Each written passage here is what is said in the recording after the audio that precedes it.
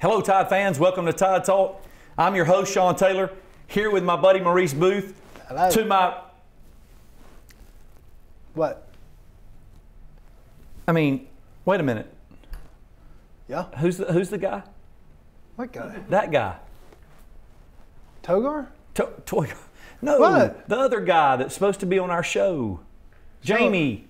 No, Jimmy. We've never had. So yes, Tide fans. Stressful week we haven't had. Yes, it is just Maurice and I this week. Our counterpart, who's normally to my right, that's why I keep pointing over here, Jimmy, he decided to ditch us this week because he's... Where did your friend go? Yeah. Where is he? He is, he's duck hunting. Duck hunting. Duck hunting in Arkansas. I think he's over there... Sean, have you been drinking? No. Okay. I think he's over there getting a scouting report for when we play Arkansas next week. Gotcha. Yeah. Okay. That's my story, and I'm sticking to it. If this is true, then we should be afraid that Jamie or Jimmy comes back with a scouting report. Correct. So yes, Tide fans, it's Iron Bowl week. And before we get into the Iron Bowl, Maurice, let's talk a little bit about the 63 to right. Absolute blistering of Kentucky. I think it's what we expected. Yes. You know, we talked about it on last week's show. Not wanting to pat myself on the back, but I believe I did say that we were going to come out really slow. Okay. And then we were going to. But who had the closest score? You did. The prediction. You were closer on the prediction. Thank you. Anywho. But like we thought. I mean, we were a little rusty to begin with. Well, I guess you could say rusty or unenthusiastic. That's a good. Maybe that's a better way to describe it. You know, here's the thing that I've always warned about when you play somebody like Kentucky. Kentucky had no offense coming into this. Absolutely none. You stated that last week. And I'm not trying. I like Mark Stoops. I like him as a coach. Yep. I think he's good for the SEC. And his brother's on our staff, and a lot of respect for his older brother, Bob Stoops. But this team has been disappointing because they ended last season on a positive. And so the one thing I was wanting to warn us about is the fact, do not drink too much of this Kool-Aid from this past weekend or get overexcited about it because they don't have a quarterback. The running attack is really nothing to write home about, and their defense has definitely taken a step back.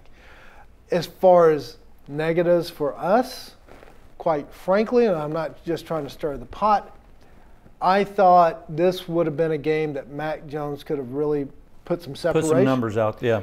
And because I texted you all earlier in the day and said that Justin Fields had a bad day, 3 picks, had some yards, and the other quarterback outplayed him. This will be a great opportunity for Mac to really separate himself. And, you know, you're looking at him and Trask from Florida. It was just a mediocre game, in my opinion, for him, and he didn't take advantage. Yeah, there's a couple of things I want to talk about. One, how do you feel about a game like this prior to the Iron Bowl? Right. So that's something to discuss. And then two, you know, we talked about Mac Jones and his opportunity to put up some numbers. I mean, Maurice, there's no question about it. Had he played for 3 or 4 quarters, but in the grand scheme of things, you know, Nick Saban is not concerned about individual awards. We say that, but he does take a lot, and you can imagine there's a lot of pride whenever your player is in New York, although it'll be virtual this year, and he's being recognized as a Heisman Trophy award winner. It's one of the best pickup lines in the world. Hi, I'm a Heisman Trophy. True, very good point. I will never say that. Very good point. But it is one of the most prestigious awards, albeit sometimes slanted. It would be nice, but yes, the focal point now is the team. And to your question about how do I feel about a Kentucky, I'm always in favor. What's the proper way to say this? A less challenging opponent. Right. Because it's not. But you can get hurt against Eastern Carolina Right, that's right. But you can get hurt in practice. We've had that happen. Yes, and it's more or less the emotional aspect of it.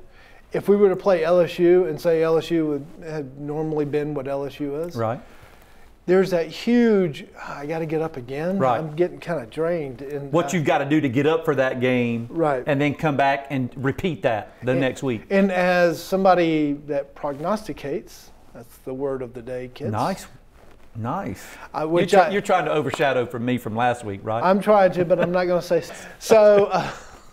So anyway, the one thing I look to as far as when I do those prognostications is a team that had a big week the week before, emotional, last second, and then they got to go on the road and play. Or sometimes you're even flatter at home because it's a big opponent coming in. So I would prefer to have something that you do put in the second team in the second half. Yeah, I mean, we called it last week. We knew that Bryce Young would have an early appearance. We thought that was. What do you think about Bryce's performance? I mean, listen, I think the kid is going to be good. Yeah. You know, he's obviously he's got some things to learn. He's going to develop. He came out and the very first throw, man, was a dime. Yeah, the deep ball to the outside shoulder. Yeah, it was a dime. I mean, it was a perfectly thrown ball.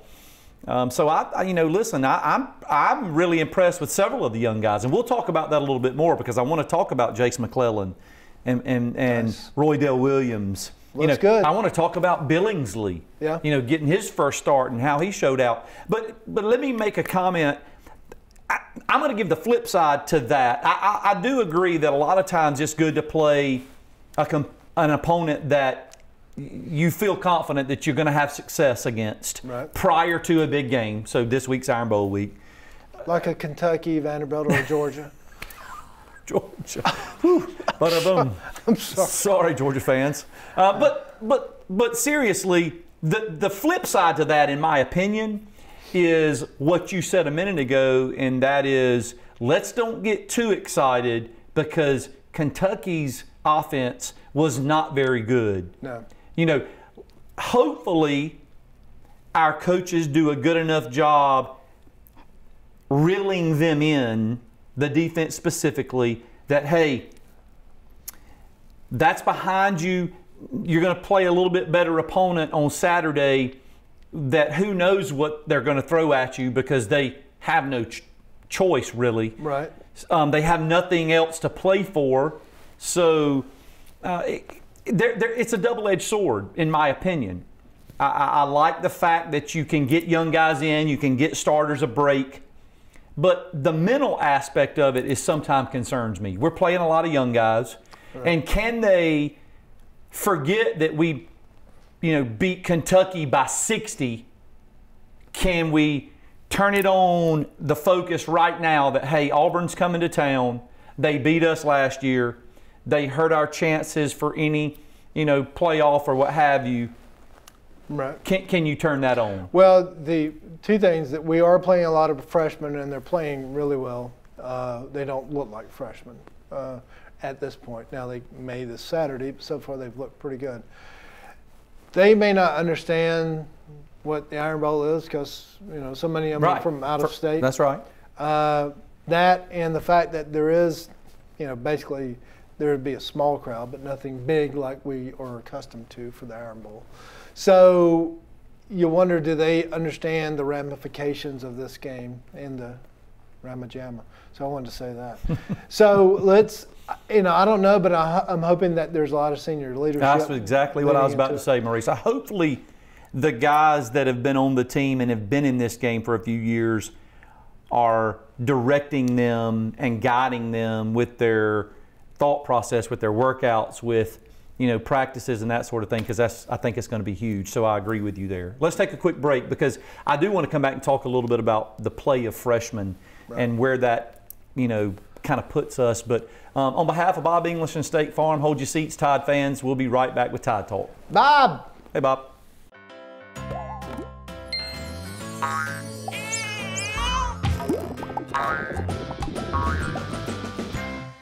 Enjoy the good times a little more with the right plan. As your State Farm agent, I am here to help you protect your dreams and loved ones with life insurance. With over 60 years combined State Farm experience, call me or any of my team to find out which options are best for you. Another way we're here to help life go right. All right, welcome back, Tide fans. Maurice, we were talking right there before the break. You mentioned... Where's Jimmy? Oh, yeah, duck hunting, remember? Arkansas. Yes. Duck hunting. We were talking about freshman play. Yes. You know, the opportunity to really come out and, you know, the first part of the third quarter, or the midway through the third quarter, that, you know, these guys are playing, and he actually let them play a little bit. It wasn't just, you know, mop up, hand off. I was really impressed. I was impressed with Bryce Young, as we mentioned earlier. I was impressed with Billingsley, who appears to be another weapon that we can use.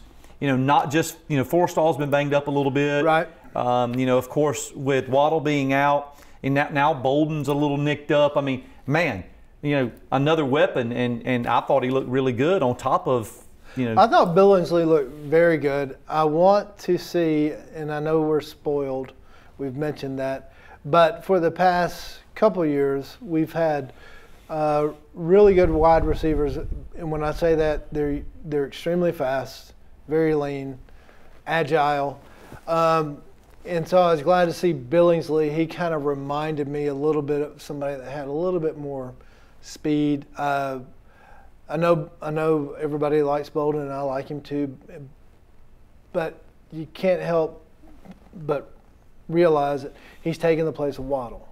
Right. Waddle is different. I get it, but well, he's filling in for Waddle. He's really filling not taking in for. But when you step on the field, it doesn't matter this or that. This guy used to be here. He's not. Now, I really do believe that he'll be back before we're finished. And hopefully that he's healed. But I liked him, and I still like our freshman on defense. Gosh, Malachi Moore. I was going to ask you, the one thing that we haven't talked about this year. Who would you say, we're going into our eighth game? Eighth week. Right now, who would you say is our most valuable defensive player? It's hard not to put Malachi Moore in the conversation. I was thinking the same thing. Yeah, I mean, it's hard not to. You know, it seems like, you know, 3-4 weeks ago, there was a reference to him being like Minkah Fitzpatrick, and I was like, and I think even on the show, I was like, okay, not yet. Pump it. Yeah, pump the brakes. Yeah, slow down. He's good, and I think he's playing really well, but not yet. But man, I'm going to tell you, every time I watch the kid, he impresses me. He's probably, if I'm not mistaken, and I read he's the #1 tackler on the defense. He's leading in tackles. That's not good. Well, is it because we play a lot of dime?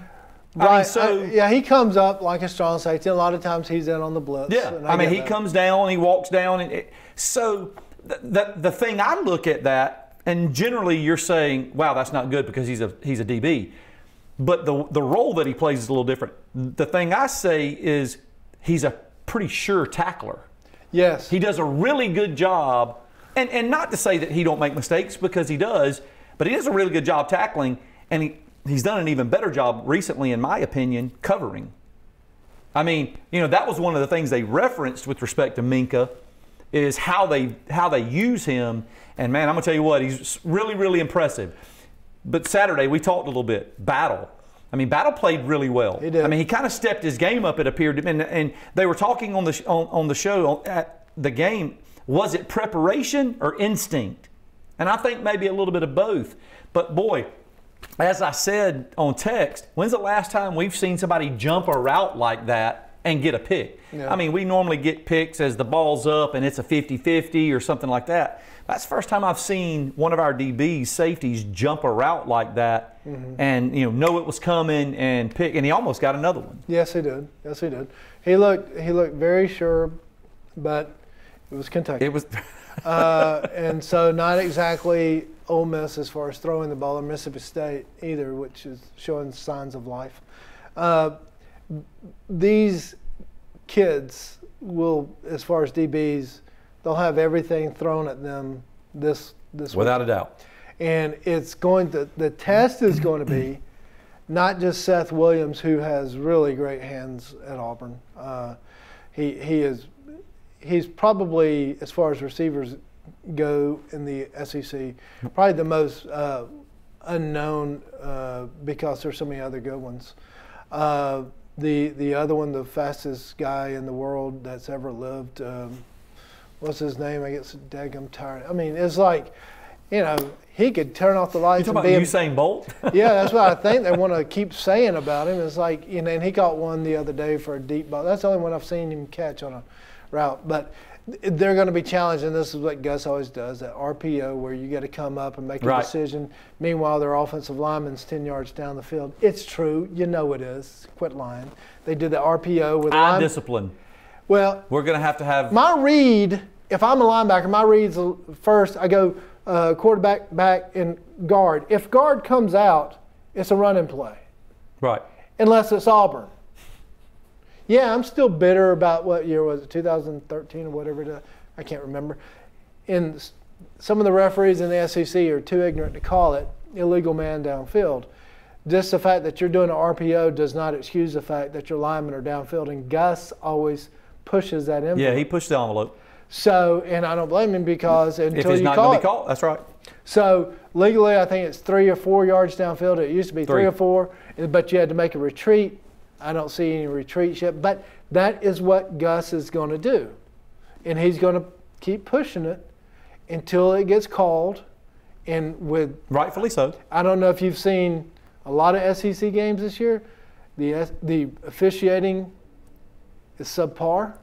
Since Steve Shaw left and went national, yeah, you know, it's not as good as it was, I'll be honest with you. So they're going to be tested, disciplined, and Gus is, you know, he's going to do everything he possibly can, and it's going to be confusing at times if our defense isn't solid. Yeah. And organized. I think there's a lot to talk about with respect to what you said. Our DBs are going to be challenged. I think there's some matchups there. I'm interested to see if I had to bet Surtain's going to play the big receiver Williams for Auburn. But I think the biggest challenge is going to be for our front seven. I think we'll get into that in just a minute. I want to go back to something we talked a little bit about on text over the weekend, and that was the play of Mac Jones. Now, I know we said he didn't play a whole lot, and we were hoping he would put up some big numbers. But if you look at it statistically, there it is again. I mean, the Joker was really good statistically. 80%, if I'm not mistaken, his completion percentage. But I'm still going to talk about the touchdown pass that gave Devontae Smith the record. Oh, it was a bullet. Maurice, I mean, you know, and this was years ago, I played a little bit of quarterback, and I coached quarterbacks. And I'm going to tell you, and I've watched a lot of quarterbacks, I'm going to tell you that's one of the best passes that I've seen in a very long time. The movement of Mac Jones. Flowing out of the pocket. And, you know, moving his feet, still looking downfield, which he does a really good job of. He doesn't just break down and try to run. He moves his feet while he's looking downfield, which probably does that as well as anybody in the country. The throw could not have been any better. Kudos to the guy from Kentucky, the DB, because he was all over Smitty. Right. And the ball could only be thrown in one spot. And man, I mean, he threw it and it was a dime. But again, man, yeah, I'd like to see his numbers go up. I'd like to see him throw for 4 touchdowns and 300, 400 yards. And that certainly could have happened had he stayed in the game. Possibly. We just aren't going to do that. I'll go in. I'll have one thing to kind of say about that once you take us to commercial. All right. So we'll take a short break on behalf of Bob English and State Farm. We'll be right back with Tide Talk. In life, some things just go together, like a burger and fries, and home and auto insurance from State Farm. So make it a combo. Combining your home and auto insurance could save you time and money. And who doesn't like that? Just call me, Bob English, or any of my experienced hometown team and find out how you could start saving today. It's just another way.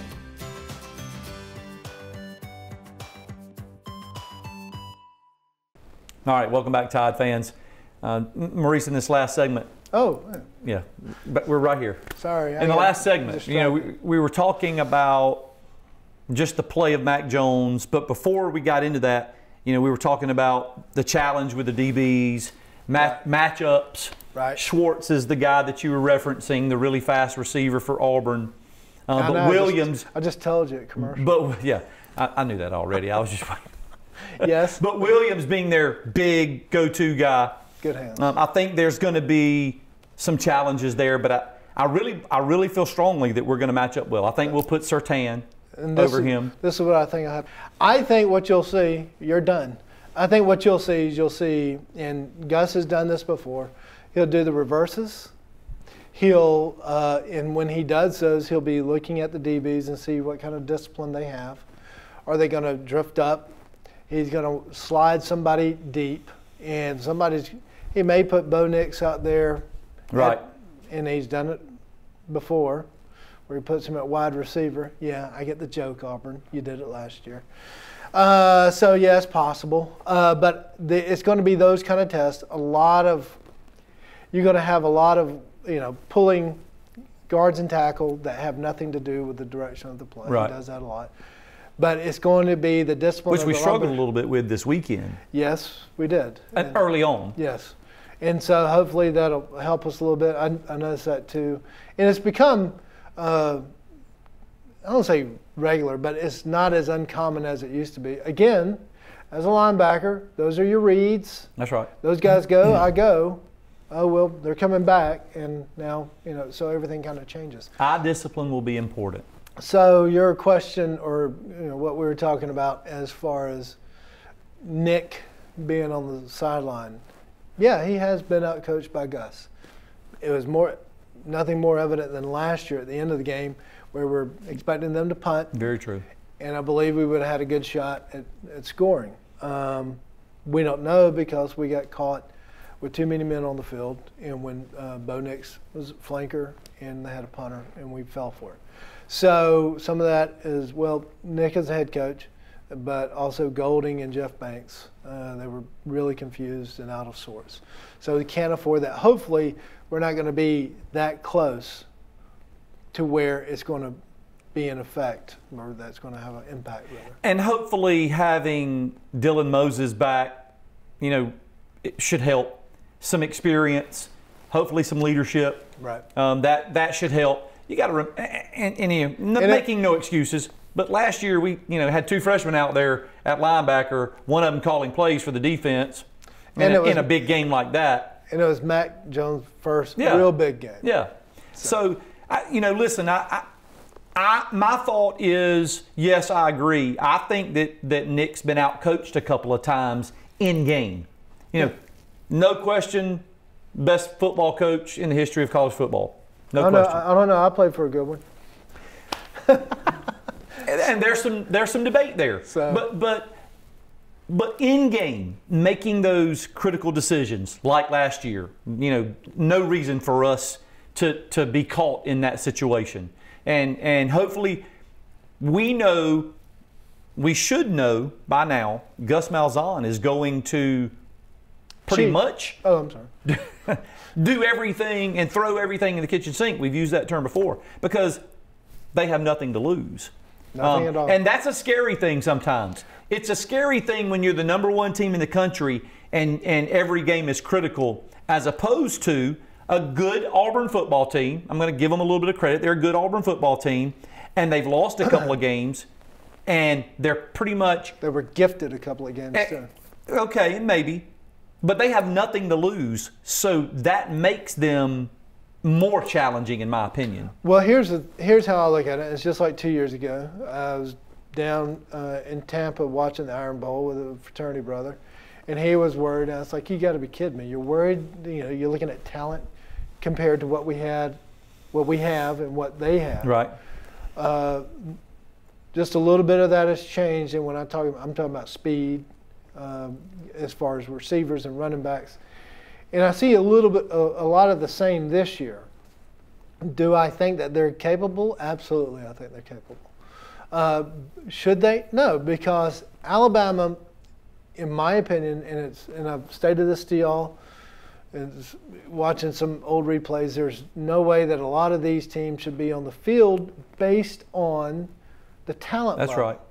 And I'm not being a snob there, but there's only Ohio State, Alabama, Georgia's got talent. It's just not clicking. Clemson.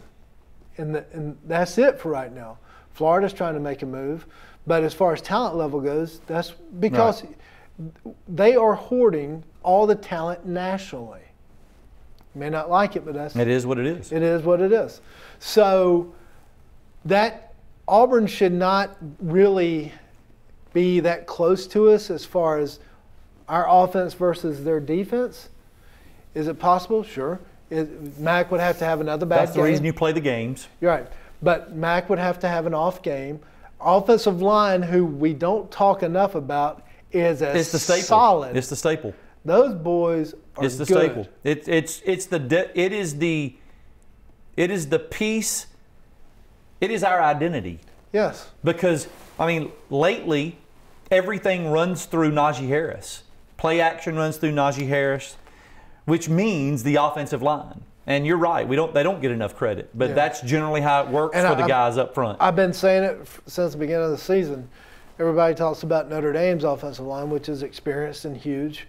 I'd be glad to put Alabama's up against. Be nice. I'd love to play them again. Sure. But that goes to what I was getting at, Maurice. I agree with you. We are always ranked top 2 or 3, generally 1 in recruiting. Yes. We're always up there. Auburn's 10-ish, okay? But we're teetering on wins and losses, but we still have the better recruiting. So does that mean that we're being outcoached? In some regards, yes, but at the same time, it's all about, and I'm not putting this on strength coaches or what, it's all about the talent that's developed and how good that kid wants to be. Instead of sitting on his laurels and thinking, 2.5 more years, I'm NFL. So how good, if you've ever seen a video of Waddle's workout, it's phenomenal. That's what you look for in a player that's got his own discipline and really wants to be better. Yeah. So do we have that type of mentality? I think we do after the bad taste from last year. And I think has been some pride taken into, especially our defensive line. I mean, think about it. They face on Tuesday. They always face number 1, offensive line. Yeah. So that's a challenge, which, like we just said, is probably one of the best in the country. So I think they're getting better. I think our linebackers are okay. Yeah. And I think our DBs are coming along nicely. Yeah. So I definitely see it being extremely challenging. It's always challenging when you play the Iron Bowl. You never know what's going to happen. But to your point, if the Alabama team on paper shows up and plays their best against the Auburn team on paper and they play their best, Alabama should come out with a win. Yes. On paper. Yes. But again, that's the reason you play the game. Right. So with all that being said. Well, they put cardboard down on Jordan Hare. Auburn looks better on paper than they do grass. Yeah, nice. Hey, so prediction time. Actually, the line is 24. Something about it doesn't feel right. I'm thinking a 42-24 score. We don't cover. 42-24, we don't cover. I told you before the show, I'm a little concerned with their running game. I haven't really seen us just dominate a team from a running perspective and being able to stop the run. Right. Which, of course, if they're able to run, it opens up so much more, especially with them. They run the RPOs. Yes, their offense is predicated. However, the fact that we're opening as a 24-point favorite is odd. It's fishy to me. Right. Iron Bowl, look at the numbers, look at the past several years. Anything goes. Rankings don't matter.